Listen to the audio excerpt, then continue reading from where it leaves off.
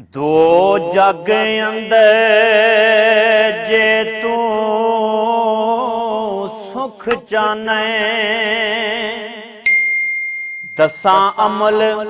कर तू की लिया कर,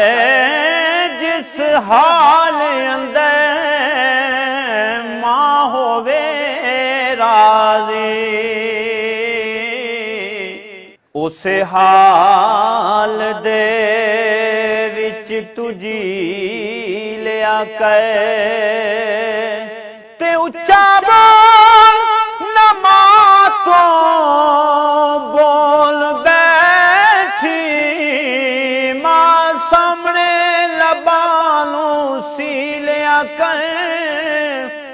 जदों तैनू सकून दी लोड़ होवे, पैर मां दे धो के पी लिया कर। साडे घर विच छां होंदी सी, साडे भी घर विच छां होंदी सी, वेड़े बैठी मां होंदी सी, साडे घर विच छां होंदी सी, जिथे पैर सी ओदे लगदे, जिथे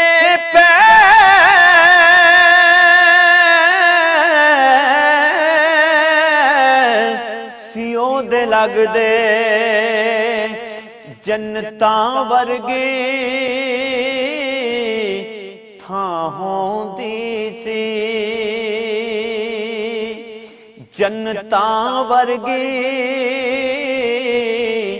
थां होंदी सी, साडे घर विच छां होंदी सी, वेड़े बैठी मां होंदी सी, जो भी मनाउणा चांदा सा मैं, जो भी मनाउणा चांदा सा मैं, कदी ना उथों